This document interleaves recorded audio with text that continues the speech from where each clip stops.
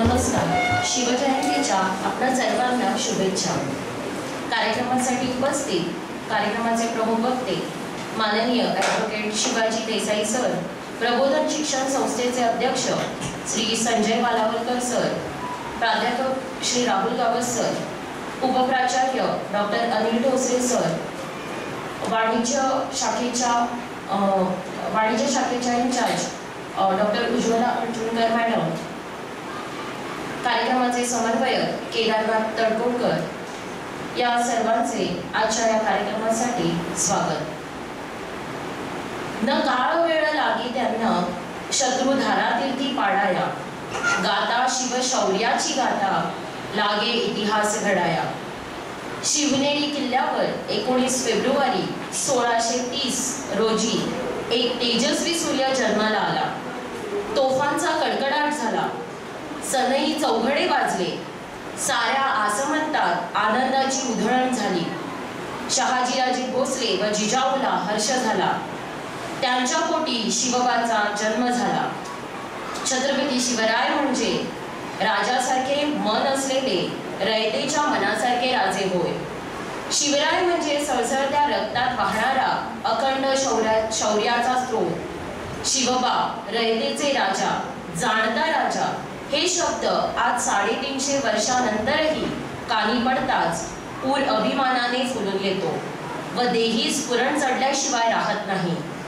अशा झंझावती वादळाची व रयतेच्या कल्याणकारी राजांची म्हणजे छत्रपती शिवाजी महाराजांची आज 394वी जयंती. अशा झंझावती राजाला मानाचा मुजरा देण्यासाठी मी प्राध्यापक रोहित नाईक सर व त्यांच्या सहकार्यांना विनंती करते की त्यांनी शिववंदना सादर करावी.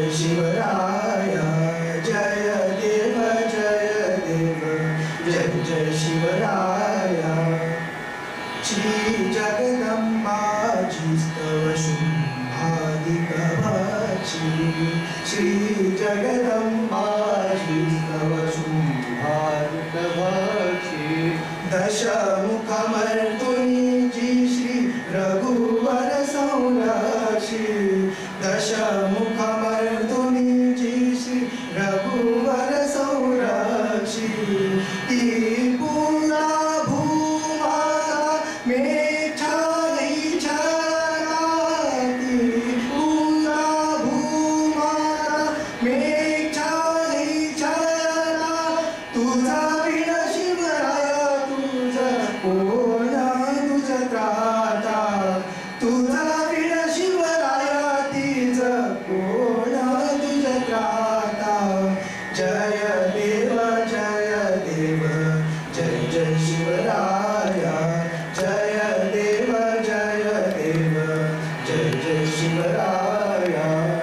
त्रस्त आम्ही दीन आम्ही शरण तुला आलो, त्रस्त आम्ही दीन आम्ही शरण तुला आलो. परवशतेच्या पाशी मरणोन्मुख झालो, परवशतेच्या पाशी मरणोन्मुख झालो. साधू परित्राणाय दुष्कृती नाशाय, साधू परित्राणाय दुष्कृती नाशाय, भगवन भगवत गीत सार्थ कराय, भगवन भगवत गीत सार्थ कराय. जय देव जय देव जय जय शिवराया, जय देव जय देव जय जय शिवराया, जय देव जय देव जय जय शिवराया.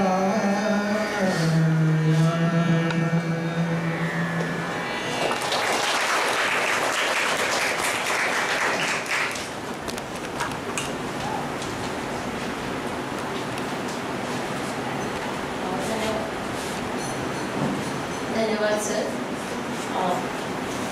आयुष्य जरी एक दिवसाचे, काम त्याचे लाख मोलाचे, सुखदुःखात असतो सोबती, फुलांची ही थोर महती. घेऊ शिकवण आपण फुलांकडून, सुख दुःख वाटू सर्व मिळून. आयुष्यात असे आपल्याही सुगंध, दृढ होतील ऋणानुबंध. मी प्रबोधन शिक्षण संस्थेचे अध्यक्ष श्री संजय वालावलकर सर यांना विनंती करते की त्यांनी कार्यक्रमाचे प्रमुख वक्ते ॲडव्होकेट शिवाजी देसाई सर यांना पुष्पगुच्छ व पुस्तकरूपी भेट देऊन त्यांचे स्वागत करावे.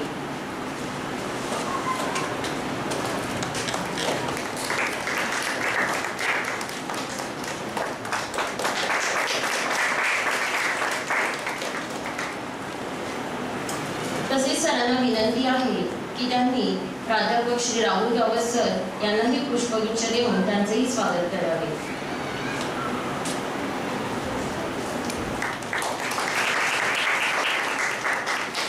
धन्यवाद सर. प्रबोधन शिक्षण संस्थेचे अध्यक्ष श्री संजय वालावलकर सर यांना विनंती आहे की त्यांनी आजच्या या दिवशी आपले मनोगत इथे व्यक्त करावे. व्यासपीठावरील बसलेले आजचे प्रमुख वक्ते ॲडव्होकेट शिवाजी देसाई, आमचा फार पूर्वीचा परिचय 30-40 वर्ष. आम्ही दोघे एकमेकांना ओळखतो. त्यांचं भाषण ऐकायला माझ्या सकट तुम्ही सगळे जमला, त्यामुळे जास्त वेळ घेत नाही. छत्रपती शिवाजी महाराजांची आठवण शेकडो वर्षानंतर सुद्धा कॉलेज विद्यार्थी आणि विद्यार्थिनी काढतात, याच्यातच सगळं सार आलंय. छत्रपती शिवाजी महाराज जेवढा अभ्यास म्हणजे मोठमोठे ग्रंथ संशोधन चालूच आहे, अविरत चालू आहे संपूर्ण जगभर. आणि काळांतराने त्याचं महत्त्व आणि वाढतं. आम्ही ॲडव्होकेट शिवाजी देसाईंच्या तोंडून ते सगळं ऐकूया. संस्थेच्या वतीने त्यांचं मनपूर्वक मी स्वागत करतो आणि क्लास बुडवून अधिकृत मला वाटतं दांडी मारली असणार. हे छत्रपती शिवाजी महाराज बद्दल ऐकायला तुम्ही आला याबद्दल तुमचंही स्वागत करतो.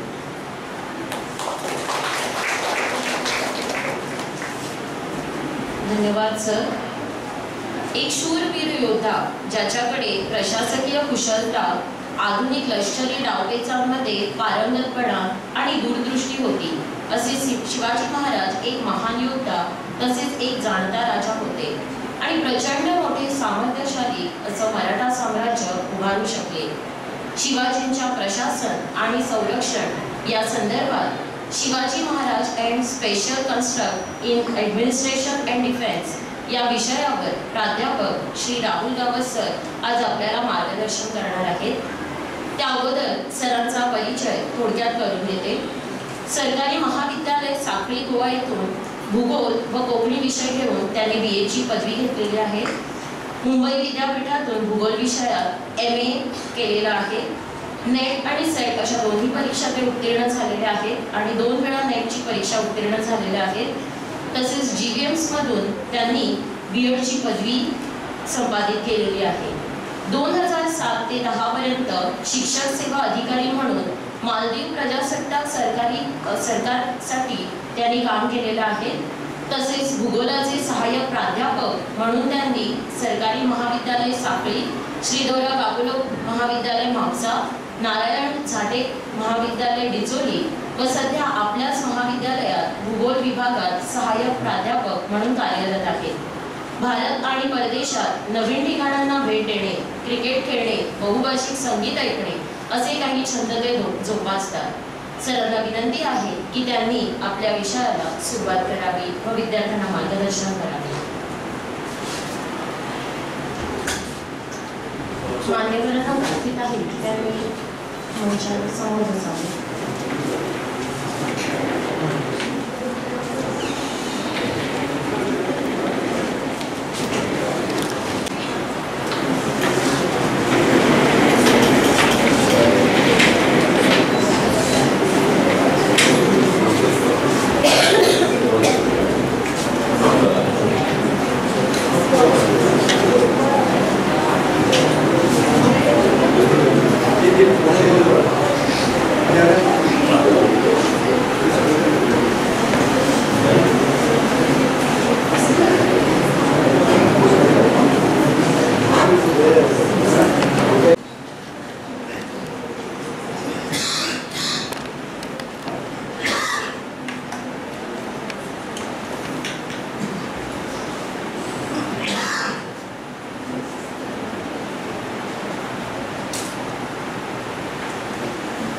Respected Chairman of Pramodhan Education Society, Paravali sir, today's guest speaker, my friend and associate, Advocate Shivaji Desai, Ahil Professor, Vice Principal of the college, Dr. Ujwala Anjankar Madam, HOD Commerce Department, Professor Kedarnath Thakur, and my very wonderful students who have all gathered here to listen to me for this occasion. And my topic is Shivaji Maharaj, Spatial Construct and Administration and Defense.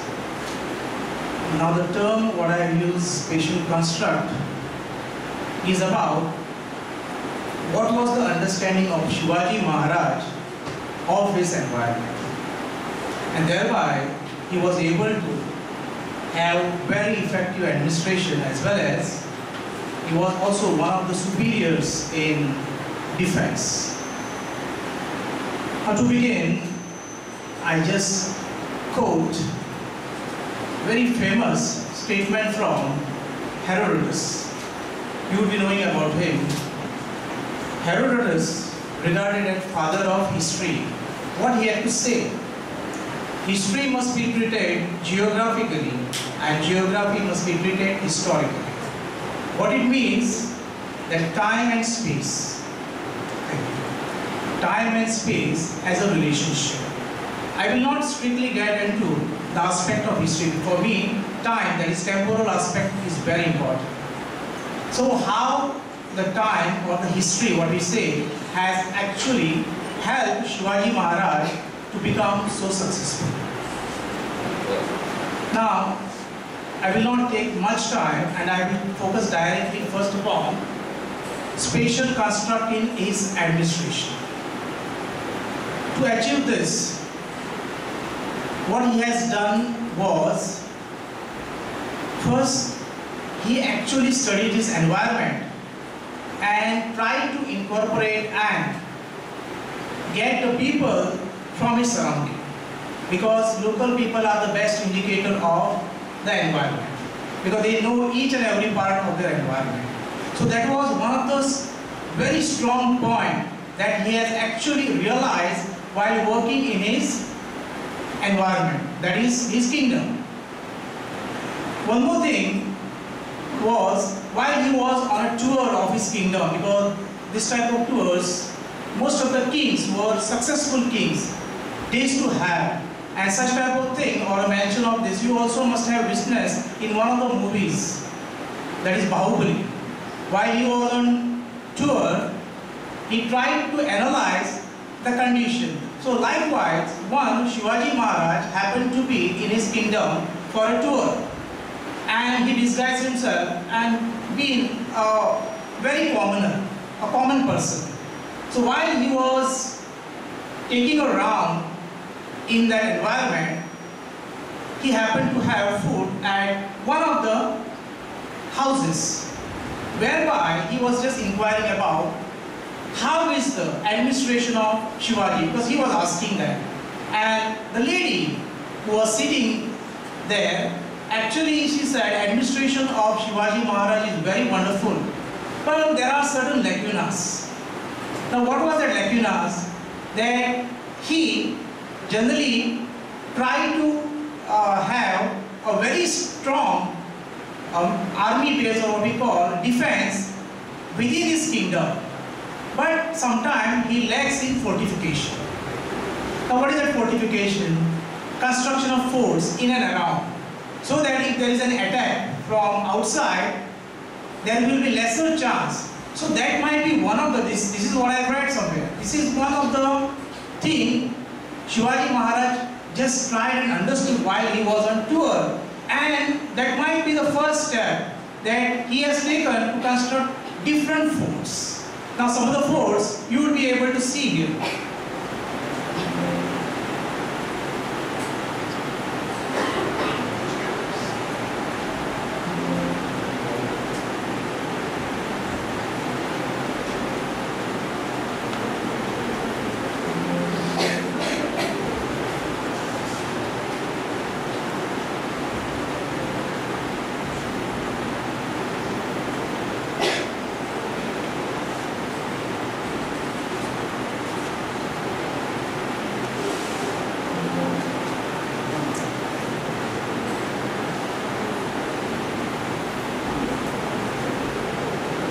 Okay, so let us have some glimpses of forts Shivaji Maharaj built in his entire tenure. This is Tornagarh, Sinhagarh, Raigarh, Shivnerigarh, Vijayadurg,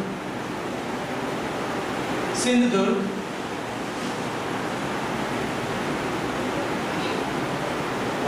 repetition, Lohargarh. Now these are a few of the forts he constructed. Right. Now in that, this was just I was just mentioning.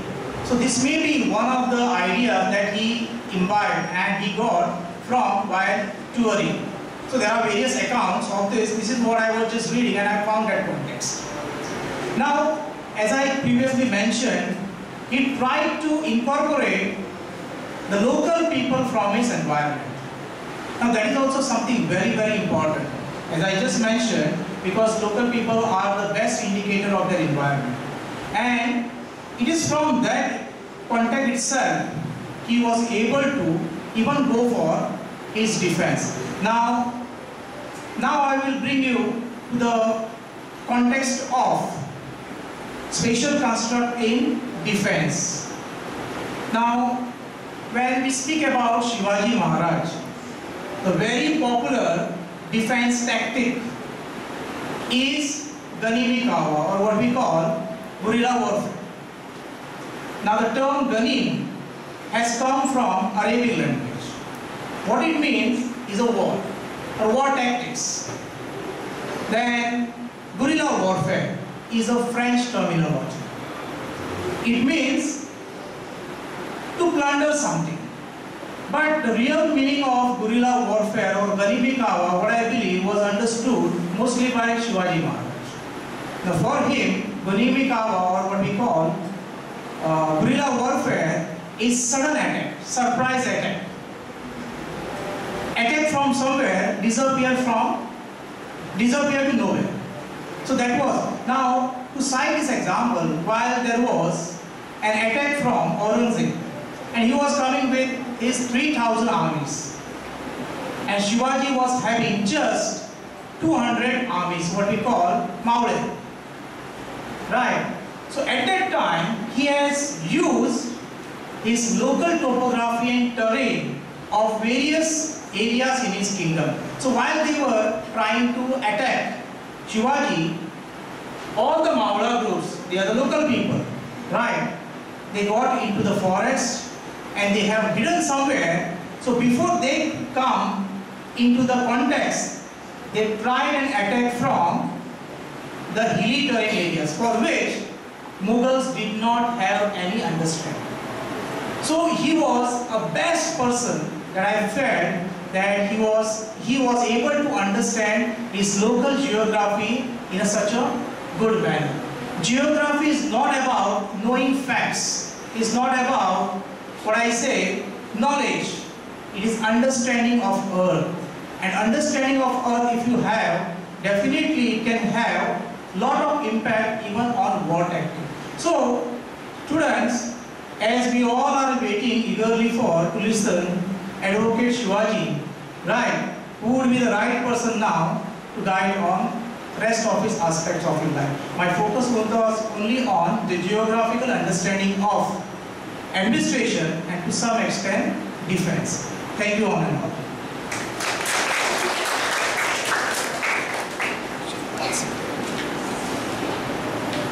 शिवाजींच्या प्रशासन आणि संरक्षण या संदर्भात अत्यंत महत्त्वाची माहिती दिल्याबद्दल सरांचे धन्यवाद.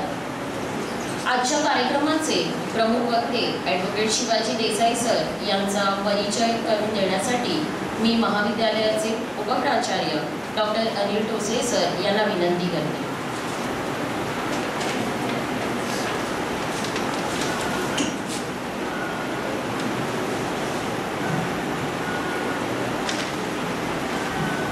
Good morning all of you. आजच्या शिवजयंतीच्या कार्यक्रमासाठी उपस्थित असलेले आजचे प्रमुख वक्ते ॲडव्होकेट शिवाजी देसाई सर, प्रबोधन शिक्षण संस्थेचे अध्यक्ष श्री संजय वालावलकरजी, आपले दुसरे वक्ते प्राध्यापक Rahul Gawas sir, doctor Ujjwala अंजुनकर madam, वाणिज्य विभाग प्रमुख केदारनाथ तडकोड सर आणि उपस्थित इतर शिक्षक वृंद आणि विद्यार्थी मित्रांनो, सर्वप्रथम तुम्हाला शिवजयंतीच्या हार्दिक शुभेच्छा. आजच्या या कार्यक्रमासाठी आपल्याला जे प्रमुख पाहुणे म्हणून लाभलेले आहेत, ज्यांचं भाषण आपण ऐकणार आहोत, जे छत्रपती शिवाजी महाराजांच्या जीवन जे आहे त्याच्यावर आपल्याला नक्कीच चांगलं अनमोल मार्गदर्शन करणार आहेत, त्यांचा परिचय देण्यासाठी मी इथे आहे. ॲडव्होकेट शिवाजी यशवंतराव देसाई, शैक्षणिक पात्रता BSc, BJ म्हणजे बॅचलर ऑफ जर्नलिझम आणि LLB. त्यांचा व्यवसाय वकिली आहे. गेली 2003 पासून ते गोवा आणि महाराष्ट्रामध्ये स्वतंत्रपणे वकिली करतात. त्यांची उपलब्धी वर्ष 2000 मध्ये शासकीय महाविद्यालय साखळी येथे शिक्षण घेत असताना राष्ट्रीय स्तरावरील मॉक संसदीय स्पर्धेत सर्वोत्कृष्ट संसदपटू म्हणून संपूर्ण भारतात तिसरा येण्याचा बहुमान त्यांना लाभलेला आहे. आंतरराष्ट्रीय मानव अधिकार आणि गुन्हे परिषदेतर्फे मानव अधिकार आणि सामाजिक क्षेत्रात दिलेल्या उत्कृष्ट योगदानाबद्दल आंतरराष्ट्रीय स्तरावर 2023 च्या राष्ट्र गौरव पुरस्काराने ते सन्मानित आहेत. ग्लोबल फाउंडेशन पुणे तर्फे भूषण पुरस्कार या मानांकनात सन 2022 चा dynamic personality of the year हा पुरस्कार पद्मश्री पोपटराव पवार यांच्या हस्ते सामाजिक क्षेत्रात दिलेल्या उत्कृष्ट योगदानाबद्दल त्यांना प्राप्त झालेला आहे. गरुड जेट अकॅडमी पुणेकडून व्याख्यानाच्या माध्यमातून समाज जागृती केल्याबद्दल सर्वोत्कृष्ट अभिनव शिक्षक भारत पुरस्कार 2017 रोजी त्यांना प्राप्त झालेला आहे. गोवा सरकारने वर्ष 2019 मध्ये गोव्यातील सर्वोत्कृष्ट सामाजिक कार्यकर्ते म्हणून त्यांना पुरस्कार दिलेला आहे. ग्लोबल फाउंडेशन पुणेचा सामाजिक कार्यात उत्कृष्ट योगदानाबद्दल सन 2023चा भारतीय समाज रत्न हा पुरस्कार पद्मश्री डॉक्टर मुकेश बत्रा यांच्या हस्ते प्रदान करण्यात आला. त्यांना सामाजिक क्षेत्रात उत्कृष्ट योगदानाबद्दल कानपूर आमोणा येथे हिमाचल प्रदेशचे राज्यपाल महामहिम राजेंद्र आर्लेकर यांच्या हस्ते विशेष गौरव त्यांचा केला गेलेला आहे. आंतरराष्ट्रीय best motivational speaker of the year 2023 या पुरस्काराने ते सन्मानित आहेत. जिजाऊ बहुउद्देशीय सेवाभावी संस्था संभाजीनगर महाराष्ट्र चा सन 2023चा छत्रपती शिवाजी महाराज राष्ट्रीय पुरस्कार त्यांना प्राप्त झालेला आहे. त्याचबरोबर लोकराजा आदर्श शाहू गौरव पुरस्कार 2023चा सुद्धा त्यांना पुरस्कार प्राप्त झालेला आहे. त्यांचं इतर कार्य ते सत्तरी इतिहास संवर्धन समितीचे समन्वयक म्हणून काम पाहतात. या समितीच्या माध्यमातून गेली 14 वर्षे नाणूस किल्ला ही चळवळ राबवून प्रतिवर्षी या किल्ल्यावर क्रांतीवीर दीपाजी राणे यांना गार्ड ऑफ ऑनर देण्यासाठी चा निर्णय घेण्यास सरकारला भाग पाडलं. तसेच ते गोवा मराठी अकादमी, त्यानंतर सत्तरी प्रभागाचे उपाध्यक्ष आहेत, गोवा RTI फोरमचे संस्थापक सदस्य, मराठी संस्कार केंद्राचे संयोजक ते ब्रह्मकळी इथले आहेत. त्यांनी वेगवेगळे सामाजिक उपक्रम राबवलेले, त्यामध्ये विविध सामाजिक, सांस्कृतिक आणि ऐतिहासिक आणि कायदेविषयक विषयावर त्यांनी 1000हून अधिक व्याख्याने आणि भाषणे दिलेली आहेत. छत्रपती शिवाजी महाराज यांच्या संबंधित विविध विषयांवर व्याख्याने दिलेली आहेत. RTI विषयी जनजागृतीसह गोव्यातील विविध कायदेशीर साक्षरता शिबिरांमध्ये भाग घेतला आणि त्याचं यशस्वी आयोजन केलेलं आहे. गोव्यातील विविध शाळा व महाविद्यालयांमध्ये युवकांशी संबंधित अनेक प्रश्नांवर तरुणांसाठी विविध परस्पर सत्रांचे त्यांनी आयोजन केलेले आहे. विविध शाळा महाविद्यालयात पालक प्रबोधन कार्यशाळा तसेच विद्यार्थ्यांसाठी समुपदेशन कार्यशाळांमध्ये व्याख्यानाद्वारे विद्यार्थी पालकांशी संवाद त्यांनी साधलेला आहे. सत्तरी तालुक्यातील तृतीय RTI ग्रामीण गोवा अधिवेशनचे आयोजन त्यांनी केलेलं आहे. विविध सामाजिक सांस्कृतिक विषयांमध्ये त्यांचा सहभाग आणि चळवळीची उभारणी, विविध वर्तमानपत्रातील विविध सामाजिक, सांस्कृतिक आणि राजकीय मुद्द्यांवरील लिखाण त्यांचं प्रसिद्ध आहे. मादई आणि विशेष मुलांसाठी संबंधित विषयावर त्यांनी पथनाट्य लेखन आणि दिग्दर्शन सुद्धा केलेलं आहे. कविता लेखनासाठी ते त्यांची विशेष ओळख म्हणून आहे. सत्तरी इतिहास संवर्धन समितीच्या माध्यमातून नाणूस किल्ला मोहिमेचे दरवर्षी ते आयोजन केलं जातं. गोव्यातील अनेक सामाजिक आंदोलनामध्ये त्यांचा सक्रिय सहभाग आहे. सत्तरीत गाजलेल्या मेळावली IIT विरोधी आंदोलनात त्यांची निर्णायक भूमिका होती. त्यानंतर ते इतिहास अभ्यासक आहे. एवढं सगळं ज्यावेळी आपण बघतो त्यावेळी त्यांचं कार्य आणि त्यांचं समाजामध्ये असलेलं जे काही योगदान आहे आपल्याला अशा प्रकारचे प्रमुख व्यक्ती म्हणून लाभलेले आहेत की जे आज शिवजयंतीच्या या दिवशी शिवाजी महाराजांच्या चरित्रावर ते आपल्याला नक्कीच अनमोल अशी मोलाची आपल्याला ज्ञानाची भर टाकणार आहे. कॉलेजच्या वतीने मी त्यांचं स्वागत करतो. धन्यवाद. धन्यवाद सर. छत्रपती शिवाजी महाराजांचा गौरवशाली इतिहास आज तरुणांनी आत्मसात करणे काळाची गरज आहे. शिवरायांची नीती, जिजाऊंचे संस्कार व शिवरायांचे संघर्ष या सर्व बाबी बारकाईने समजावून शिवशाही अंमलात आणणे काळाची गरज आहे.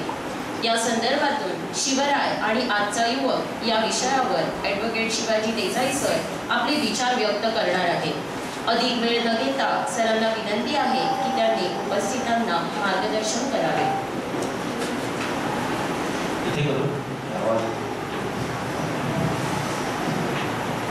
नमस्कार.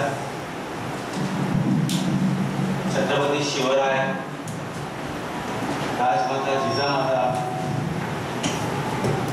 शंभूराजे, शहाजीराजे या सर्वांना मी विनम्र अभिवादन करतो.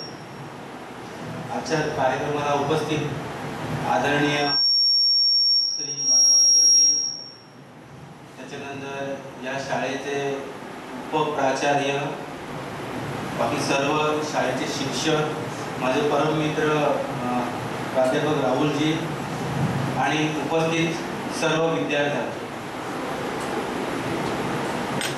खरं म्हणजे या विद्यालयामध्ये आल्यानंतर पहिल्यांदा एक सुखद गोष्ट मी बघितली आणि माझं मन भारावून गेलं. ती गोष्ट कुठची होती तर ती गोष्ट ही होती की या विद्यालयामध्ये किल्ले बनवण्याची स्पर्धा मी ती बघितली आणि खूप म्हणजे माझं मन स्वतःचं भारावून गेलं ती स्पर्धा बघून. काय केलं ते तुम्हाला मी सांगतो, कारण माझा आजचा विषय आहे शिवराय आणि आजचा युवक.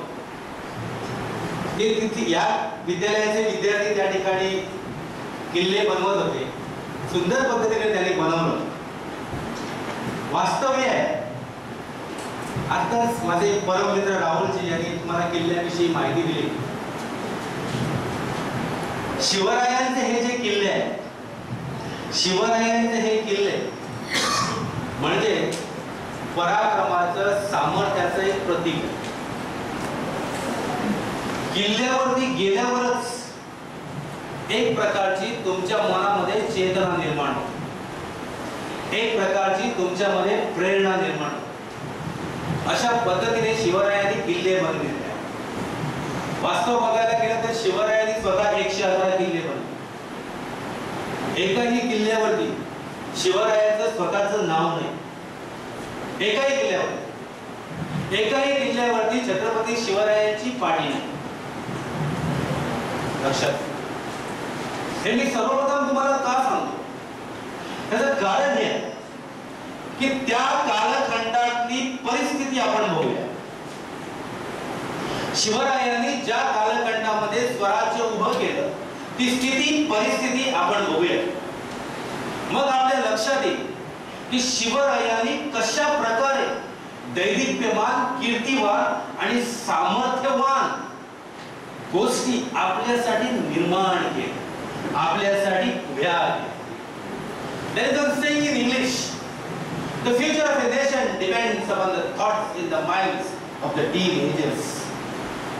विवेकानंद म्हणतात, स्वामी विवेकानंद सांगतात की देशाच्या तरुणांच्या ओठावरती कोणती गीतं असतील, देशाच्या तरुणांच्या मनामध्ये कोणते विचार असतील, त्या विचारावरती त्या देशाचं, त्या राज्याचं, त्या गावाचं भविष्य भवितव्य अवलंबून असतं.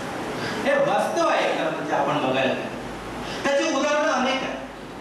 14व्या वर्षी, वयाच्या 14व्या वर्षी शंभू महाराजांनी, संभाजी महाराजांनी बुधभूषणम नावाचा ग्रंथ लिहिला. लक्षात, वयाच्या 19व्या वर्षी ज्ञानेश्वरांनी ज्ञानेश्वरी लिहिली आणि वयाच्या 16व्या वर्षी छत्रपती शिवरायांनी स्वराज्याची शपथ घेतली.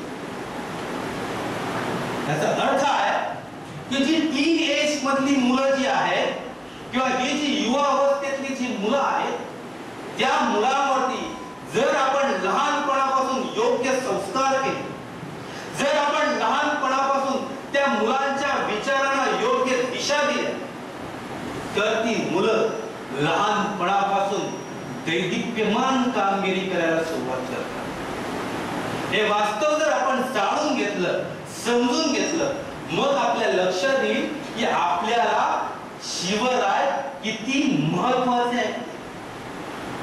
शिवराय किती वर्ष जगले? जन्म 1630, मृत्यू 1680. किती वर्ष? फक्त 50 वर्ष. फक्त 50 वर्ष ते जगले. परंतु त्या 50 वर्षाच्या जगण्यामध्ये त्याने जे निर्माण केलं ते अद्वितीय असत. वय वर्षे 7 ते 12 शिवाजी महाराज कुठे आले? बेंगलोरला आले. आपल्या वडिलांसोबत बेंगलोरला आले. त्या ठिकाणी त्यांनी त्या वयापासून एक वेगळ्या प्रकारचं ट्रेनिंग केलं. लक्षात, वय वर्ष 12 नंतर शिवाजी महाराजांना पुण्याची जहागिरी सांभाळण्याची जबाबदारी जिजामातेच्या नेतृत्वाखाली देण्यात आली. अरे त्यामागचा इतिहास काय आहे हे आपण अगोदर जाणून घेऊया. मग तुमच्या लक्षात येईल शिवाजी महाराजांच्या पूर्वीचा काळ. इसवी सन 700 AD पासूनचा काळ बघा. या देशावरती असंख्य आक्रमणांच्या वर आक्रमणे सातत्याने होत राहिली. सातत्याने म्हणजे एक आक्रमण बंद होतं, दुसरं सुरू होतं, तिसरं सुरू होतं. अशा प्रकारचे असंख्य आक्रमण. तिथे राजे नव्हते अशातलाही गोष्ट नाही, त्याला प्रतिकार करणारी माणसं नव्हती अशी गोष्ट नाही. त्या आक्रमणाला आपण प्रतिकार केला नाही असं नाही, परंतु ती आक्रमण एवढ्या प्रमाणात आपल्यावरती वाढली गेली की आपण त्या आक्रमणांमुळे आपण त्या लोकांचे मानसिक गुलाम व्हायला लागलो. आपल्याला बोलता येईना, फिरता येईना, काहीही करता येईल. आपल्या आया बहिणीला उघडपणे चालता येईल, उघडपणे जाता येईल, अशी त्या कालखंडातली परिस्थिती. कोणीही आवाज उठवायला गेला तर तो आवाज चिरडून टाकला जाईल. आणि सातत्याने आक्रमण होत राहील. आणि अशा परिस्थितीमध्ये ही आक्रमण होत असताना जिजामातेच्या उदरामध्ये एक बाळ वाढलं. परंतु त्यावेळेला जिजामातेची परिस्थिती काय होती, कशी होती त्यावेळी? ते बाळ वाटत असताना देखील तिच्या वडिलांचा मृत्यू निजामशाहीमध्ये, तिच्या भावंडांचा मृत्यू निजामशाहीमध्ये, तिच्या खानदानाचा मृत्यू निजामशाहीमध्ये झाला होता. आणि तोही कसा मृत्यू? रक्तरंजित मृत्यू झाला होता. तिच्यावरती ते बाळ वाढत असताना प्रचंड मोठं ते टेन्शन होतं. त्या कालखंडामध्ये शहाजीराजे कुठे होते? शहाजीराजांनी निजामशाही सोडली होती आणि आदिलशाहीमध्ये दाखल झाले. बेंगलोरमध्ये ते गेले होते. त्यांच्या मनामध्ये विचार चालत होता की मला कुठेतरी स्वराज्य उभं करायला पाहिजे. हा विचार प्रथम शहाजी महाराजांच्या मनामध्ये आला. तो विचार आल्यानंतर त्यांनी ठरवलं की नाही, आपल्याला जो पुत्र म्हणजे आपल्याला पुत्र जन्माला आल्यानंतर आपल्याला ते स्वराज्य उभं करायचं आहे. त्यासाठी एक नियोजन करायचं आहे, त्यासाठी एक प्लॅनिंग करायचं आहे, त्यासाठी एक ध्येय तयार करायचं आहे. आणि त्या दृष्टीने, त्या दिशेने एक ध्येय ठरवण्यात आलं. आणि वयाच्या 12व्या वर्षी जो पुणे बेचिराग झाला होता, लक्षात ठेवा, अक्षरशः बेचिराग पुणे झाला होता. आणि त्या पुण्यामध्ये, त्या पुण्याची जहागिरी शहाजीराजांकडे होती. शहाजीराजे त्या कालखंडामध्ये आदिलशाहीमध्ये मनसबदार आणि त्या अनुषंगाने त्याला ते पुणे दिलं होतं. आणि तिथे त्यांना पाठवलं. ते पाठवल्याबरोबर त्यांना त्या ठिकाणी त्यांच्याबरोबर अष्टप्रधान मंडळ दिलं. आणि शिवरायांना सांगण्यात आलं, जा रयतेमध्ये जा, लोकांमध्ये जा, लोकांमध्ये बस, त्या ठिकाणी जाऊन त्यांच्या सोबत ती भाकरी खा, त्यांच्या सोबत जाऊन ते पिठलं खा, त्यांचं दुःख समजून घे, काय आहे ते, योजना तयार कर, योजना बनव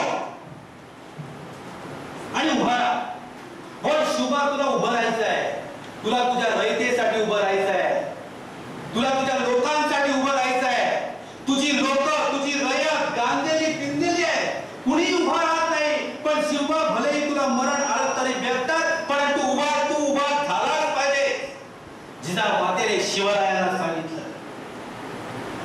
पाठीमागे आई खंबीरपणे उभी राहिली. शिवबाने त्या पुण्याच्या शेतामध्ये सोन्याचा नांगर पेरला, लोकांमध्ये आत्मविश्वास जागवला. आम्ही एकत्र येऊया, आम्ही एकत्र येणं गरजेचं आहे. कोण होती ती लोक? बरोबर होती ती. कधी कधी आपण एखादी चांगली गोष्ट सुरुवात करतो आणि कोणी कधी आपल्यावर अचानकपणे टीका केली, कोणी आपल्याला काही म्हटलं की आपण ती गोष्ट टाकून देतो, आपण ती गोष्ट सोडून देतो. शिवबाने तसं नाही केलं. त्या 500,000 मावळ्याला सोबत घेतलं, रोडेश्वरावरती स्वराज्याची शपथ घेतली. लक्षात ठेवा, ती शपथ घेत असताना शहाजी राजांनी शिवरायांना राजमुद्रा दिली. प्रतिपक्ष चंद्र लेखेवर वर्धिष्ठु विस्कळित वंदिता शाह शिवसेच्या मुद्रा भद्राय राजते. हे राजा, तुला स्वराज्य उभं करायचं आहे. ते स्वराज्य केवळ पुण्याला वंदनीय, केवळ भारताला वंदनीय नसेल, तर ते केवळ, ते पूर्ण विश्वाला वंदनीय असं स्वराज्य तुला उभं करायचं आहे. आणि जेव्हा जेव्हा तुम्ही मुद्रा उठवशील मला स्वराज्य उभं करायचंय. स्वराज्य प्रत्येक मावळ्याला वाटलं पाहिजे. स्वराज्य कशासाठी तू लढाई करतो? स्वराज्यासाठी. शुभांचं राज्य नाही, स्वराज्य, हिंदवी स्वराज्य. हिंदवी स्वराज्य मला उभं करायचं आहे आणि त्यासाठी मी सुरुवात केलेली आहे. भलेही मला मरण आलं तरी बेहतर.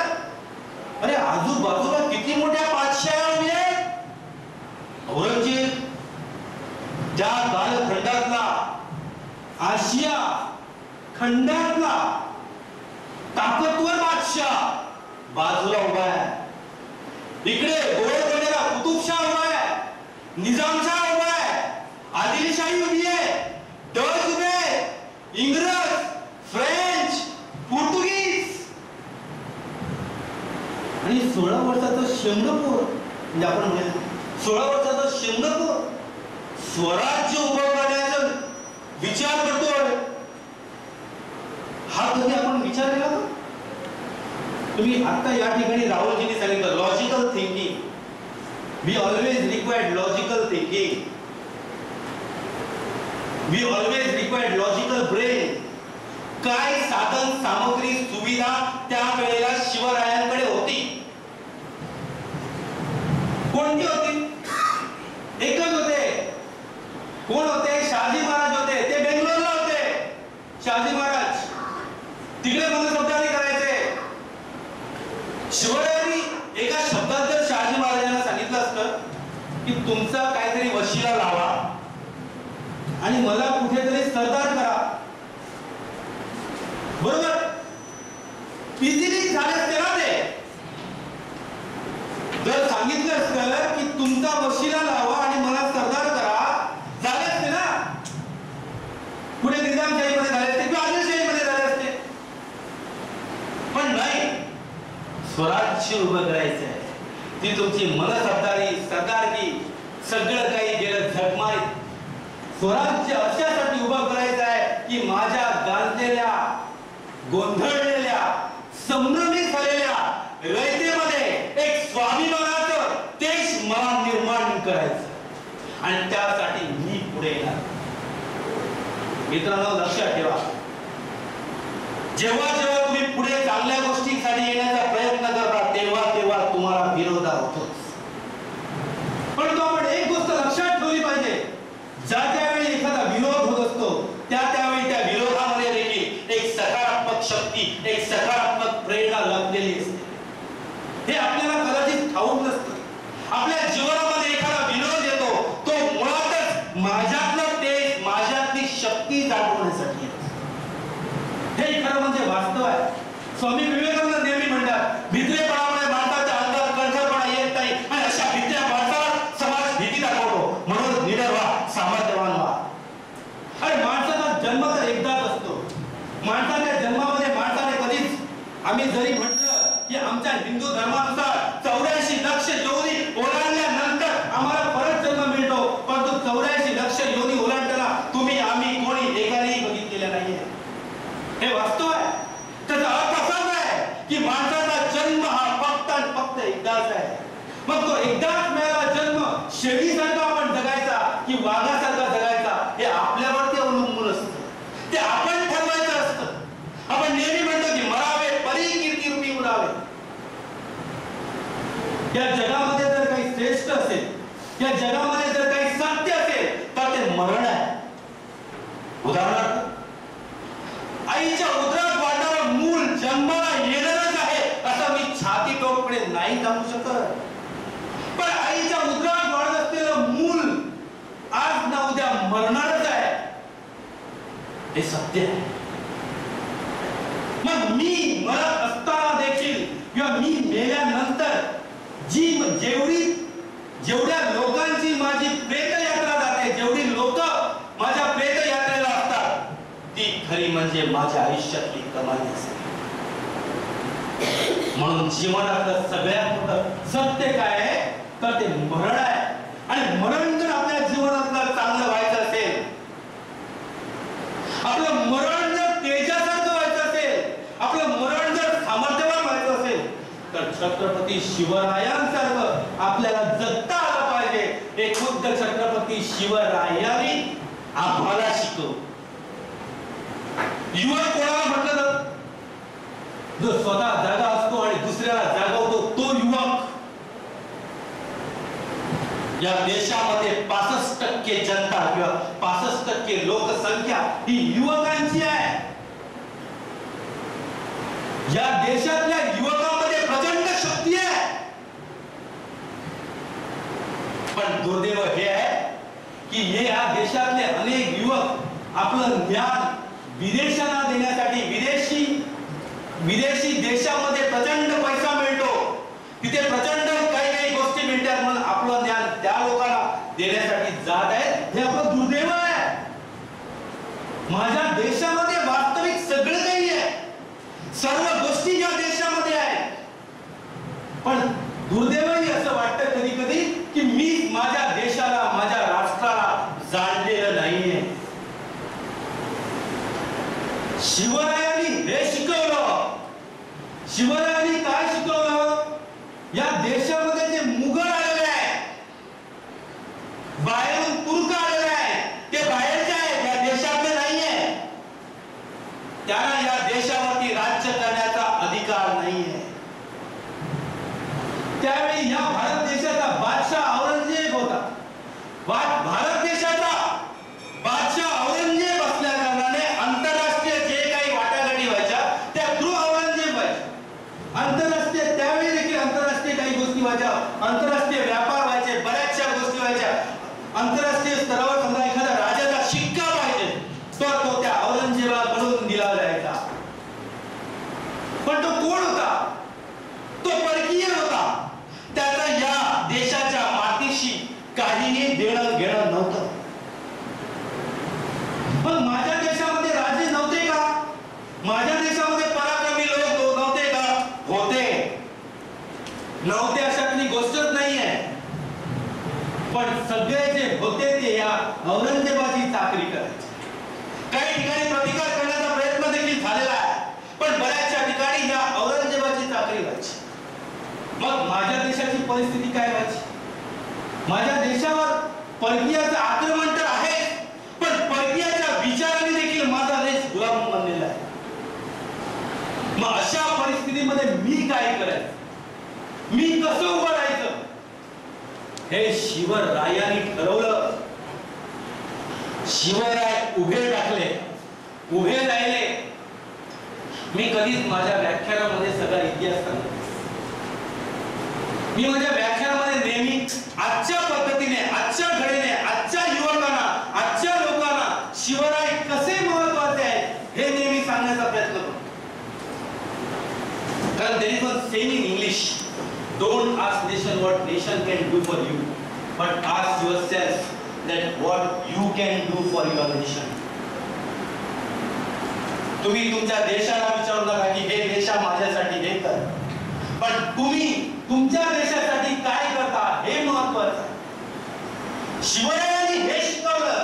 शिवरायांनी प्रत्येक युवकाला हे शिकवलं. शिवरायांनी युवकाला काय सांगितलं? तुझ्यामध्ये सामर्थ्य आहे, तुझ्यामध्ये शक्ती आहे, तुझ्यामध्ये तेज आहे. उठ, उभा राहा. भीतोस कशाला? घाबरतोस कशाला? अरे भले येऊ दे, शत्रू केवढाही मोठा होऊ दे, पण उभा राहा. आहे तुझ्यामध्ये ताकद, आहे तुझ्यामध्ये सामर्थ्य, तू उभा राहायला पाहिजेस. बस तू ठराव, तू तुझं ध्येय ठरव, तू तुझं सकारात्मक ध्येय ठरव. आणि ध्येय ठरवत असताना या देशाचा, या राष्ट्राचा विचार तुझ्या समोर होतो. अरे खरा राष्ट्रवाद तर शिवरायांनी जागवला.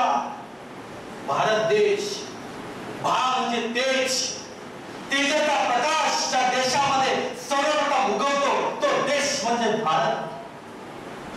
आणि या भारत देशामध्ये तुम्ही सगळेजण जन्माला आलात ते भाग्यवान समजा. का भाग्यवान समजा? कारण हा जगातला एकमेव देश असा आहे, या जगातला एकमेव राष्ट्र असं आहे जे पुण्यभूमी आहे. हे एकमेव राष्ट्र असं आहे ज्या राष्ट्रामध्ये आज्ञाची शक्ती काय, आत्मज्ञान म्हणजे काय ह्याचं ज्ञान सगळ्या जगाला या राष्ट्रामुळे होतं. म्हणून आम्ही परम वैभवम नेतुमे तत्व राष्ट्रम नेहमी का म्हणतो?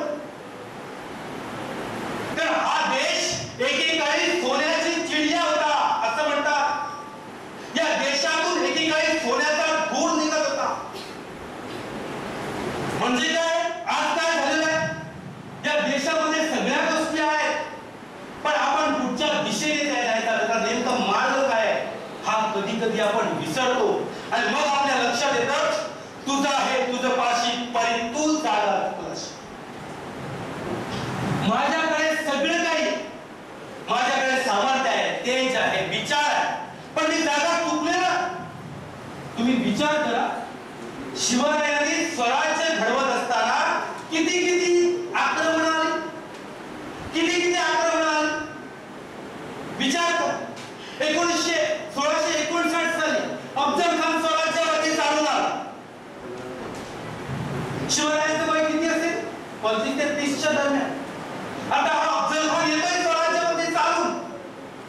350 किलोमीटरचा अफजल खान आहे, स्वराज्यावरती चालून येतोय. 30 ते 40 हजाराची फौज आहे. वाटेत येताना त्याने सगळी आपली मंदिरं फोडलेली आहेत, आया बहिणींची अब्रू लुटलेली आहे आणि असं करत करत तो स्वराज्यावरती चालून येतोय. आणि तो स्वराज्यावरती चालून येत असताना दुसऱ्या बाजूला शिवरायांच्या पत्नीचं निधन झालेलं आहे. बाळ शंभू 2 वर्ष वयाचे आहे आणि आता या अफजल खानाचा मुकाबला करायचा आहे. जर या अफजल खानाचा मुकाबला केला नाही तर तो मिळवलेलं सगळं स्वराज्य गिळवून करेल. मग काय केलं पाहिजे? या अफजल खानाला मारलं पाहिजे. तर शिवरायांनी विचार केला, लॉजिकल विचार केला. अफजल खान मोठा अहंकारी आहे, अफजल खानाला स्वतःचा अहंकार झालेला आहे. मग अहंकारी माणसाला त्याच्याच पद्धतीने त्याची जिरवली पाहिजे. शिवरायांनी निरोप धरला अफजल खानाकडे. हे अफजल खान, तू येतोस, मी तुला घाबरलेलो आहे, मी आजारी आहे, तू एवढा मोठा सैन्य घेऊन माझ्याकडे काय येतो, माझ्याकडे काय आहे? अफजल खान किती हसायला लागला. त्याला वाटायला लागलं खरोखर आता शिवराय आपल्याला घाबरायला लागले. अशी अनेक नाटकं शिवरायांनी केली. 30-40 हजाराची फौज घेऊन अफजल खान स्वराज्यावर चालून येत आहे आणि तो चालून येत असलेला अफजल खानाला शिवराय म्हणतात, एवढं सैन्य घेऊन तुम्ही काय करणार आहात? आपला वकील पाठवतात. हो, एक काम करा, तुम्ही तर एवढे शूरवीर आहेत, आम्ही लोकांनी भेटायचं आहे, मी तुम्हाला कुठे भेटू? प्रतापगडच्या पायथ्याशी भेटूया. प्रतापगडच्या पायथ्याशी का? चारी बाजूने जंगल भेटलेलं आहे, घनदाट जंगल आहे चारी बाजूने. जंगलाच्या दरी खोपारी, जंगलाच्या वाटा काय आहेत त्या प्रत्येक मावळ्याला माहिती आहे. अशा ठिकाणी ते स्थान निवडलं गेलं आणि ते स्थान निवडल्यानंतर तो शामिया बनवण्यात आला आणि जी 30-40 हजाराची फौज अफजल खानाकडे होती ती फक्त 10 जणांची प्रतापगडच्या पायथ्याशी येईपर्यंत केली. फक्त 10 जणांची, ओन्ली 10. शिवरायांचे 10, अफजल खानाचे 10, दोघांचे 10. आता शिवरायांना माहिती आहे की हा अफजल खान चालून येतोय. अफजल खान बरोबर सय्यद बनला आहे, बडा सय्यद, तो 8 फूट उंच उड्या मारतो. मग शिवरायांनी ठरवलं की त्याच्याबरोबर जर बडा सय्यद आहे तर मी असा माणूस बरोबर घेतला पाहिजे, तो देखील 8 फूट उंच उडी मारतो. जीवा माले. ह्या जीवा मालेला शिवरायांनी कुठे शोधलं? हे शिवराय जेव्हा लाल मालामध्ये होते, ते लाल मालामध्ये होते तेव्हा जीवा माले समोर एक दानपट्टा खेळत होता. दानपट्टा खेळत होता, उड्या मारत होता. उड्या मारत शिवरायांनी बघितलं, त्या जीवा मालेला बोलवलं, अरे इकडे स्वराज्यात काम करणार का? तुम्हाला हवाय काय? पण त्याला घेतलं, त्याला आणि कुठेही वापरलं नाही. फक्त ज्यावेळी अफजल खान चालून आला त्याच वेळी वापरलं. योग्य वेळी योग्य माणसाची निवड. बरोबर संभाजी कवची घेतला, कारण संभाजी कवची त्यावेळी घोड्याला देखील उपटून आपटत होता. लक्षात ठेवा, कारण अफजल खान 300-350 किलो वजनाचा होता. अशी माणसं निवडली, योग्य माणसं योग्य ठिकाणी करायची आणि त्यावेळी तेच झालं. तो तुम्हाला इतिहास सगळा तुम्ही बघितलेला आहे, पण त्यातल्या मार्मिक गोष्टी मी तुम्हाला सांगण्याचा प्रयत्न करतो, त्या समजून घ्या. मग तुमच्या लक्षात येईल की शिवराय किती दूरदृष्टी असलेले हुशार होते, एक म्हणजे अलौकिक बुद्धिमान व्यक्ती होते. आणि त्यावेळी जेव्हा तो प्रसंग आला, अफजल खानाचं पोट फाडलं शिवरायांनी आणि त्यावेळी त्या सय्यद बंडाने खरोखरच 8 फूट उडी मारली आणि 8 फूट उडी जेव्हा मारली तेव्हा जीवा मालेने देखील तेवढी उडी मारली आणि तिथल्या तिथे त्या सय्यद बंडाचा हात छाटला आणि म्हणून इतिहास म्हणाला होता जीवा म्हणून वाचला शिवा. लॉजिकल कॅल्क्युलेशन आहे.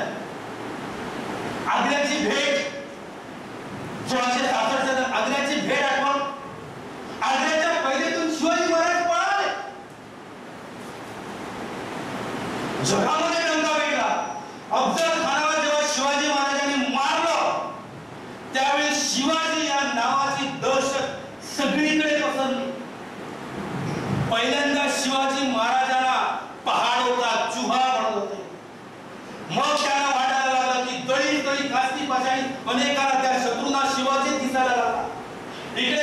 तिकडे शिवाजी.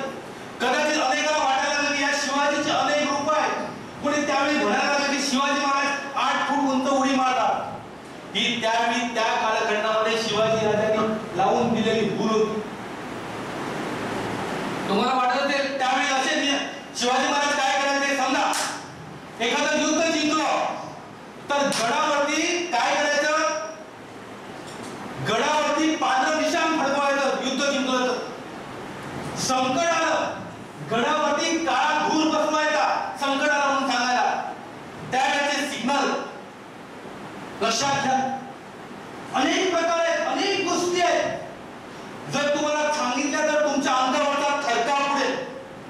म्हणून तुम्ही जर शिवाजी महाराज वाचला पाहिजे, शिवाजी महाराज तुम्ही समजले पाहिजे.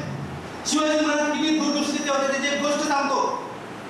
शिवाजी महाराज त्यावेळी जेव्हा 16-17 वर्षाचे होते त्यावेळेला काय करायचे, त्यावेळी युद्धाचे खेळ खेळायचे आणि युद्धाचे खेळ जंगलात खेळायचे. त्या मावळ्यांना ट्रेनिंग द्यायचे आणि मावळ्यांना जेव्हा ते ट्रेनिंग द्यायचे तेव्हा त्यांनी काय केलं होतं, ते जे जंगल आहे त्या जंगलाच्या बाजूला म्हणजे जंगलाकडे पहाडे देण्यासाठी पहाडेदार त्यांनी नेमले होते आणि ते पहाडेदार झाडावर पण त्यांनी ठेवले होते. जर समजा एखादा शत्रू किंवा एखादा अनोळखी माणूस आला तर सांगायचं किंवा तर आवाज करायचा, चिमणीचा आवाज करायचा, पक्षाचा आवाज काढायचा आणि सिग्नल द्यायचं राजाला, काय म्हणून की कोणतरी येत आहे. एका मावळ्याला नोकरीसाठी शिवाजीला भेटायचो. तो मावळा शिवाजीला भेटायला तर भेटायला येतो म्हणून त्या पहारेदाराने आवाज काढला, मोराचा आवाज काढला आणि त्याने विचारलं, राजा मला काम पाहिजे. तो राजे म्हणाले 2 दिवस काम नंतर तुला सांगतो. आणि नंतर तो परत वळला आणि परत वळल्यानंतर 2 मिनिटांनी राजाकडे आला आणि म्हणाला, राजा मास घ्या, तुम्हाला सांगायचं आहे. काय सांगायचं आहे? राजा म्हणाले, माझं एक सांगायचं आहे हे की राजा या ऋतूमध्ये मोर आवाज काढत नाही. राजे आश्चर्यचकित झाले. तो उन्हाळ्याचा ऋतू होता, मोर पावसाळ्यामध्ये आवाज काढतात. तो म्हणला हा व्यक्ती कोणाचा ब्रिलियंट माणूस आहे. राजाने ताबडतोब त्याला कामावर ठेवलं आणि तो दुसरा कोणी नसून स्वराज्याचा गुप्त प्रमुख बहिणची नाही. तेवढं लॉजिकल थिंकिंग बघा छत्रपती शिवरायांचं. ज्यावेळी स्वराज्यावरती औरंगजेबाने सांगितलं मिर्झा राजे जयसिंगांना की आता शिवाजीचं बस आहे, शिवाजीला कुठेतरी रोखलं पाहिजे, नाहीतर शिवाजी एक दिवस आम्हाला उद्ध्वस्त करेल. म्हणून मिर्झा राजे साहेब जयसिंगला सगळं सैन्य दिलं, सगळं फौज दिली आणि सांगितलं तू आता स्वराज्यावरती चालून जा, उद्ध्वस्त कर शिवरायांना जाऊन. मग तो मिर्झा राजे जयसिंग तेवढी मोठी फौज देऊन स्वराज्यावरती चालून आला. आता महाराजांना कळून चुकलं की मिर्झा राजे जयसिंगाबरोबर जर आपण युद्ध खेळलं तर आपली रयत, आपली जी लोक आहेत, आपली जी माणसं आहेत ती मारली जातील. मग अशा परिस्थितीत आपण काय केलं पाहिजे? एक पाऊल मागे घे. प्रचंड मोठा संकट आलेला आहे. 23 किल्ल्यांचा तह केला. 23 किल्ले मिर्झा राजे जयसिंगाला म्हणजे औरंगजेबाला देण्याचं ठरलं. मिर्झा राजे जयसिंगाने सांगितलं शिवाजी महाराजांना की तुला औरंगजेबाचा मनसबदार बनून यायचं आहे दिल्लीला औरंगजेबाच्या 50व्या वाढदिवसाला. त्या तोपर्यंत शिवाजी महाराज राजे झाले नव्हते. हे सगळं दख्खन म्हणजे हे सगळं महाराष्ट्र औरंगजेबाच्या ताब्यात होतं. शिवाजी महाराज जे करत होते ते स्वतःच्या मर्जीने करत होते. हा कॉन्सेप्ट समजून घ्या. शिवाजी महाराज एकही गोष्ट औरंगजेबाच्या याने करत नव्हते, स्वतःच्या मर्जीने करत होते. स्वतःला पाहिजे तसे गड किल्ले घेत होते. हे लक्षात घ्या, कॉन्सेप्ट आहे तो. मग तुमच्या लक्षात येईल औरंगजेबाने कशाला मिर्झा राजे जयसिंगाला पाठवलं ते. जर शिवाजी महाराज औरंगजेबाच्या सांगण्याने शिवाजी महाराजांनी सगळं केलं असतं तर औरंगजेबाने शिवाजी महाराजांना हात देखील लावला नसता. लॉजिक समजून घ्या. आता औरंगजेबाला भीती वाटायला लागली होती. शिवाजी महाराज गेले.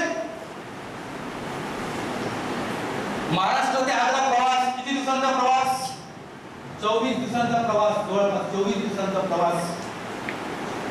त्या दरबारामध्ये त्यांची हाजिरी होती. त्या दरबारामध्ये जयसिंह होता जो शिवाजी महाराजांपेक्षा देखील अत्यंत कमी दर्जाचा होता. त्याच्या मागे शिवाजी महाराजांना उभे केलं. शिवाजी महाराज त्या दरबारामध्ये ताडकन म्हणाले, हा माझा अप्पा आहे, हे मला असं मी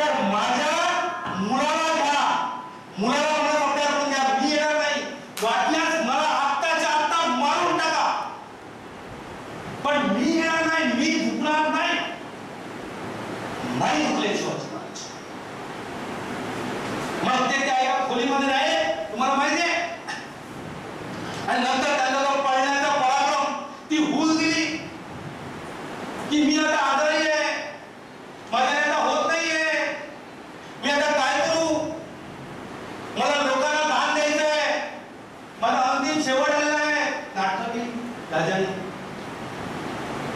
आणि त्या पद्धतीने औरंगजेबाकडून ती पत्र मिळवली, ते परवाने मिळवले. औरंगजेबाला वाटलं काय आता शिवाजी महाराज खरोखर घाबरलेले आहेत, कोण असेल त्याच्याबरोबर. पण एक व्यक्ती होता बैलजी नाही, त्याला आपण सीआयडी म्हणू आजच्या या युगामध्ये. त्याने सगळी माहिती काढली होती, कुठून पळायचं, कुठून जायचं, काय करायचं. हा खूप मी तुम्हाला हा 5 तासाचा विषय आहे, लक्षात ठेवा. आणि शिवाजी महाराज पसारले, शिवाजी महाराज पळाले आग्र्यातून. पण विचार करा, शिवाजी महाराज आग्र्यातून पळाले आणि पळताना हूल दिली. काय म्हणून? शंभूराजे गेले, शंभूराजे वारले. किती काय काळीज असेल रे बाबाचं. रायगडावरती पाहून पोचून शंभूराजांचं श्राद्ध घातलं.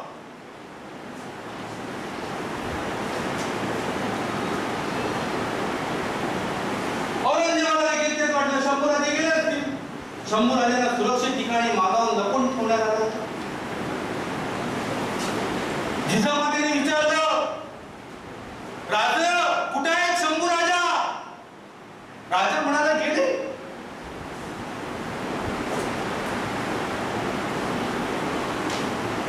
सगळीकडे कोणाला काहीच माहित नाही. आणि मग काही दिवसांनी मागवून 9 वर्षाचे शंभूराजे परत आले. औरंगजेबाने कपाळावरती हात मारले, कपाळावरती हात मारले त्यांनी. अरे काय ज्याला मी चुहा समजत होतो, माझ्याकडे सगळं एवढं सैन्य आहे, माझ्याकडे एवढी ताकद आहे, माझ्याकडे सगळं काही आहे, आणि प्रत्येक वेळेला मला हा हूल देतो. असा कसा रे बनलास तू शिवाजी? या खुदा बता मुझे ये सिवा कैसे है, कैसे बनाया तूने इसे? अरे हर जगह जहां जहां मैं जाता हूं, जहां जहां मेरे सैनिक जाते हैं, वहां वहां ये शिवा मुझे मात देता है. क्या करूं मैं खुदा? तूने मुझे दुश्मन भी दिया तो वो शिवा जैसा. अरे उसका चाल चलन देखो, उसके चाल चलन पर एक भी दाग नहीं है. वो कावेबाज है, वो होशियार है, वो चतुर है, कपटी है, लेकिन चाल चलन, अरे उसका चाल चलन देखो, वो औरतों का कैसा सम्मान करता है. और दूसरी तरफ देखो, ये मेरे नारायण बेटे औरतों के पीछे पीछे जाते हैं. औरंगजेब म्हणायचा, औरंगजेब म्हणजे औरंगजेबाला पटली चारित्र्याची शक्ती काय असते, चारित्र्याची ताकद काय असते. हे औरंगजेबाला पटलं. औरंगजेब म्हणायचा की देवा मी तुझा आभारी आहे. मी आभारी अशासाठी आहे, मला दुश्मन सुद्धा तू दिलास, तो एवढा चारित्र्य संपन्न दिलास की त्याच्या चारित्र्यासमोर माझी शक्ती फिकी आहे. लक्षात घ्या, म्हणजे दुश्मनाच्या मनामध्ये देखील इज्जत.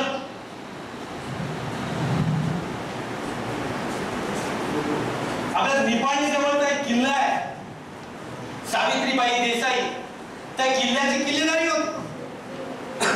त्या युद्धामध्ये सावित्रीबाई देसाई ना शिवरायांच्या मावळ्यांनी पकडलं आणि शिवरायांसमोर हजर केलं. तिच्या बरोबर तिचं छोटं मूल होतं.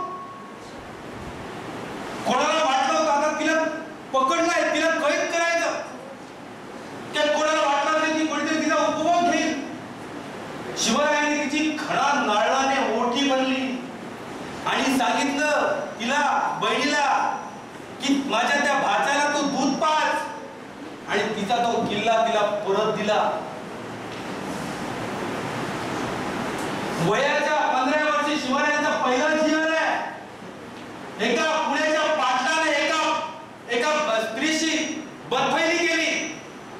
शिवरायांनी चौरंग केला त्या पाटलाचा. आबाजी सोनदेवची सून शिवरायांना नजराणा म्हणून पेश करण्यात आली. शिवराय बोलले, अशी का आमची आई असती बदले छत्रपती. मला तुम्हाला सांगायचं हे आहे की चारित्र्यामध्ये एक फार मोठी शक्ती असते, चारित्र्यामध्ये एक फार मोठी ताकद असते. तुम्ही डॉक्टर APJ अब्दुल कलामकडे बघा, तुम्ही अटल बिहारी वाजपेयीकडे बघा, तुम्ही मनोहर पर्रिकरकडे बघा. ही लोक बोलत असताना लोक एकटक लावून ऐकतात. त्यांचे शत्रू देखील एकटक लावून ऐकतात, त्यांचे दुश्मन देखील एकटक लावून ऐकतात. काय ऐकतात माहिती? ती चारित्र्याची शक्ती असते.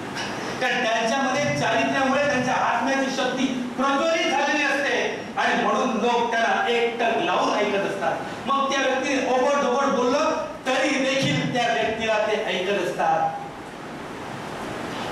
आणि हे खरं म्हणजे आजच्या युवकांना समजलं पाहिजे. हे खरं म्हणजे आजच्या युवकांनी जाणलं पाहिजे. अरे माझ्या मित्रांनो, माझ्या मुलांनो, छोट्या छोट्या गोष्टीवरून आत्महत्या करू नका. तुझं नाव काय? तुला नाव कोणी दिलं? संतोषी. पप्पानी नाव दिलं तुला संतोषी. तुला कपडे कोणी दिले? पप्पानी दिले कपडे. तू उभी कशावर आहे? उभी कशावरती आहे? जमिनीवरती आहे. शिक्षणाला तुला पैसा कोणी दिला? बाबांनी दिला. खायला कोण घालतं? बाबा घालतं. मग आता सांग, घरात कोणाचे राहतेस? बाबांचे राहतेस. तुझं काय हे सांग? आहे ना तुझं? Logical science. तुमचं कोणाचं काहीच नाहीये. तुम्ही या जगामध्ये आलात ते सगळं उष्ण घेऊन आलेला. करेक्ट. तुझं नाव सुद्धा तुला दिलेलं उष्ण आहे. मी शिवाजी नाही आहे. मला शिवाजी नाव माझ्या आई वडिलांनी दिलेलं आहे. हे लॉजिक आहे.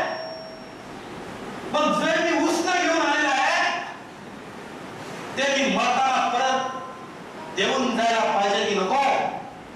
हो का नको? नाही. करेक्ट. 2 मिनिटात संपवतो. हो की नाही? मोठ्याने सांगा. मग विचार करा, तुम्ही ज्या धर्तीवरती उभा आहात ती धरती कोण आहे? मोठ्याने सांगा. तुम्ही ज्या धर्तीवरती उभे आहात ती धरती कोण आहे? कोण आहे? माता आहे ना? मग आपण माता कोणाला म्हणतो?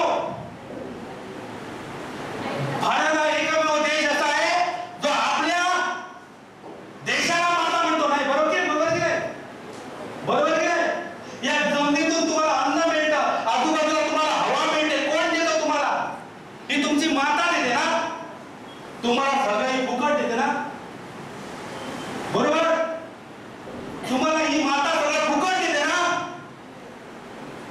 मग मला ते म्हणून मातेला काम विचारतात. Don't ask your nation what nation can do for yourself, but ask yourself that what you can do for your nation. Logical sense. To every action there is always equal and opposite reaction. Newton's third law of motion. जे आत आहे तेच बाहेर आहे. आत बाहेर जर प्रदूषित हवा असेल तर आतमध्ये प्रदूषित हवा येईल आणि तुम्हाला रोग होईल. म्हणजे बाहेर जर तुम्ही प्रदूषण निर्माण केलं तर तेच प्रदूषण एक दिवस तुम्हाला गिळंकृत करेल. Logical sense. एवढं जरी तुमच्या डोक्यामध्ये गेलं ना मग तुम्हाला समजेल माझी शिकतो नेमकं कशासाठी, माझा जन्म नेमका कशासाठी, हे मग तुम्हाला समजेल आणि हे मग तुम्हाला उमगेल. आणि ज्या दिवशी तुम्हाला उमगेल, ज्या दिवशी तुम्हाला समजेल, त्या दिवशी तुमचा विचार करण्याचा एक कॉन्सेप्ट आहे तो कॉन्सेप्ट पूर्णपणे बदलून जाईल. आणि मग तुम्हाला वाटेल हो माझ्यामध्ये शक्ती आहे, माझ्यामध्ये ताकद आहे, माझ्यामध्ये विचार आहे. मला त्या विचाराने, त्या प्रामाणिक विचाराने पुढे जायचं आहे. मला अडवणारे भलेही अनेक होतील पण मी माझ्या नावाला, माझ्या आई वडिलांचे मला नाव दिलेलं आहे त्या माझ्या आई वडिलांसाठी, त्या माझ्या देशासाठी मी माझं नाव एक दिवस सिद्ध करून दाखवेनच. आणि ज्या दिवशी मी मरेन त्या माझ्या मरणाला एवढी गर्दी असेल, एवढी गर्दी असेल की गावात पाय ठेवायला जागा नसेल. एवढं मोठं अगाध तत्वज्ञान आणि एवढा मोठा अगाध विचार माझ्या ज्या भारतीय संस्कृतीने मला दिलेला आहे त्याचा अभिमान बाळगा. खूप खूप धन्यवाद. जय हिंद.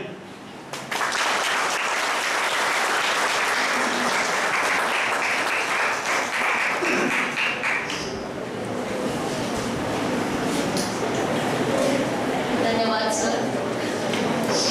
आपल्या भारदस्त शब्दातून आपण शिवाजींचे कार्य व कर्तृत्व यावर नेमका प्रकाश टाकलेला आहे. आजच्या युवा वर्गाने आपण सांगितलेल्या विचारांवर गोष्टींवर चिंतन करणे गरजेचे आहे. आजकाल आपण बघतो की काही तरुण जे असतात ते दाढी मिशी वाढवून कपाळावर चंद्रकोर लावून स्वतःला शिवाजी म्हणवतात. पण सरांनी सांगितल्याप्रमाणे चारित्र्यामध्ये फार मोठी ताकद असते. त्यामुळे शिवाजी होण्यासाठी जिजाऊंचे संस्कार त्याचबरोबर इतरांविषयी प्रेम व आदर एखाद्याच्या मनात असणं फार गरजेचं आहे. आपण केलेल्या मार्गदर्शनाचा, प्रेरक विचारांचा व अनुभवांचा फायदा आमच्या विद्यार्थ्यांना नक्कीच होईल व त्यांची सर्वांगीण समाज व राष्ट्रहितावह अशी प्रगती साधली जाईल यात आम्हाला निशंक खात्री आहे.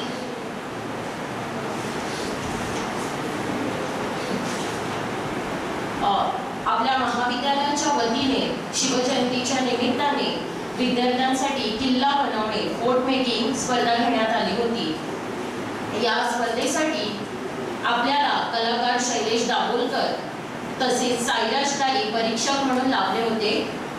एकूण 6 संघांनी या स्पर्धेत सहभाग घेतला होता. या स्पर्धेचा निकाल आता आपण जाहीर करणार आहोत. एकूण 2 पारितोषिके, प्रथम आणि द्वितीय अशी पारितोषिके इथं देण्यात येणार आहे. या स्पर्धेचं द्वितीय पारितोषिक ज्यांनी पटकावलेला आहे तो म्हणजे गट क्रमांक 1. या गटातील विद्यार्थी सहभागी विद्यार्थी आहेत श्रावणी तामणकर, सिद्धिका पिंगे, तिशा चोपडेकर आणि पिनाकी पेडणेकर. मी सरांना विनंती करते आपले विद्याप्रबोधन शिक्षण संस्थेचे अध्यक्ष की त्यांनी द्वितीय पारितोषिक विद्यार्थ्यांना द्यावे.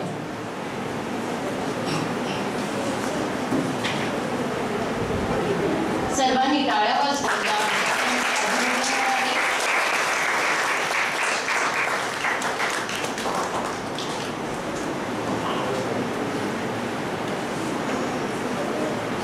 आणि या स्पर्धेचे प्रथम पारितोषिक पटकावणारा जो गट आहे तो म्हणजे गट क्रमांक 2. या गटातले सहभागी विद्यार्थी आहेत बाबलो घाडी, मिताली हळणकर, श्रेया कलंगुटकर आणि अग्नी देसाई. सर्वांनी मी आमच्या आजच्या प्रमुख वक्त्यांना विनंती करते ॲडव्होकेट शिवाजी देसाई सरांना की त्यांनी या प्रथम पारितोषिक जे आहे ते विद्यार्थ्यांना प्रदान करावे. सर्वांनी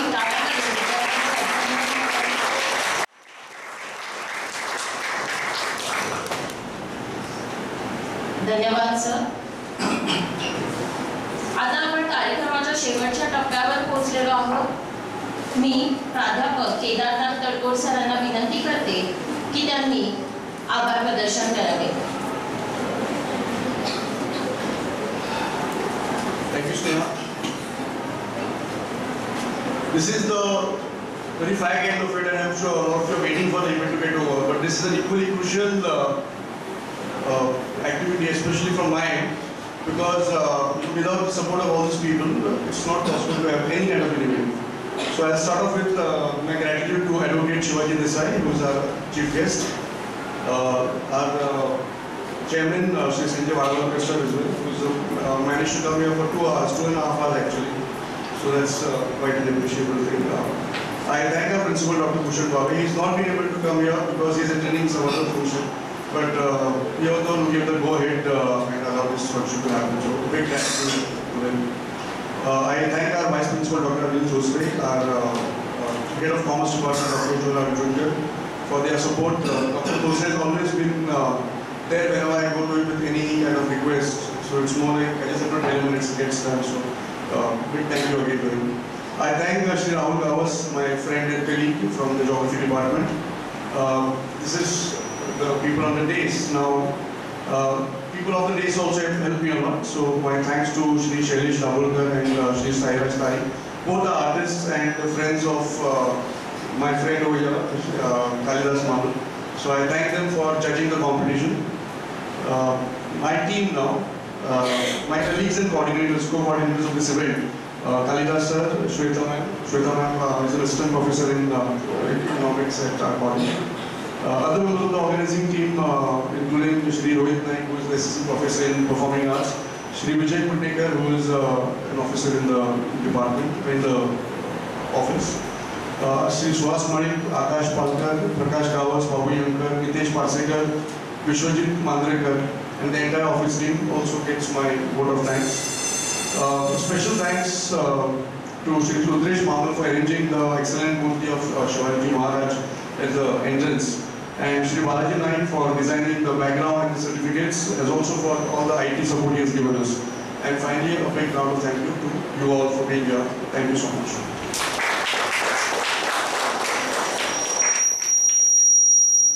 धन्यवाद सर. मी पूजा प्रभू हिला विनंती करते की तिने कार्यक्रमाची सांगता पसायदानाने करावी.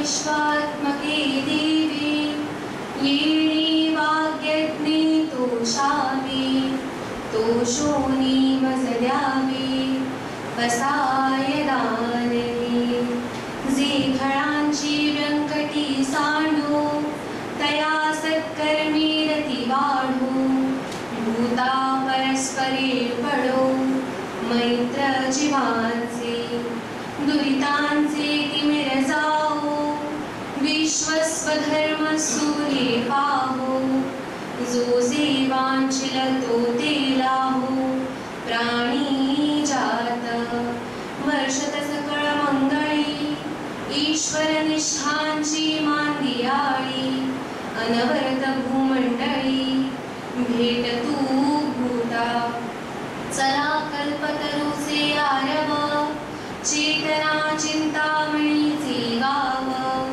बोलतेसे अर्णव पीयूषांचे चंद्रमेचे लांछन मार्तंडचे तापहीन ते सर्वाही सदा सज्जन सोय रे होतु किंबहुना सर्व सुखी पूर्ण हो नीतिही लोकी भजिजो आदि पुरुखी अखंडित आणि ग्रंथोपजीवी विशेषी लोकी दृष्टादृष्ट विजय होवावेजी येथ म्हणे श्री विश्वेश्वराओ हा होईल दान कसाओ येणे बरे ज्ञान देव सुखिया